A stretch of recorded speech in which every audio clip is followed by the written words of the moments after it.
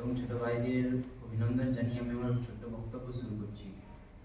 1875 সালে 15ই নভেম্বর বিরসা মুন্ডা জন্মগ্রহণ করেন। তিনি ছিলেন একজন আদিবাসী বিদ্রোহী নেতা এবং সমাজ সংস্কারক। তিনি ব্রিটিশ উপনিবেশিক শাসন এবং মহাজনদের বিরুদ্ধে মুন্ডা বিদ্রোহের নেতৃত্ব দিয়েছিলেন। তিনি তার জন্মবার্ষিকী প্রতি বছর আমরা জনজাতি গৌরবময় দিবস হিসেবে পালন করি। তিনি পৃথিবীর পিতা নামেও পরিচিত ছিলেন।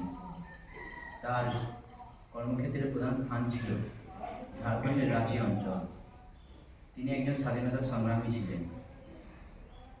তিনি ব্রিটিশ রাজ্যে অত্যাচারমূলক শাসন এবং নীতির বিরুদ্ধে লড়াই করেছিলেন এবং বিদ্রোহের পরে তিনি এবং তার সহযোগীরা ধরা পড়ে এবং ব্রিটিশরা তাদের বিচার করে এবং বিচারে তাদের ফাঁসির আদেশ দেওয়া হয়।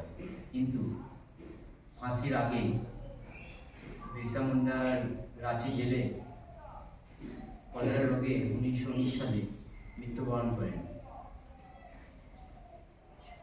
এই 150তম জন্মবার্ষিকীকে মুখে দাঁড়িয়ে আমরা তাকে যথেষ্টভাবে প্রণাম জানাচ্ছি। এই নিয়ে আমি আমার বক্তব্য শেষ করলাম।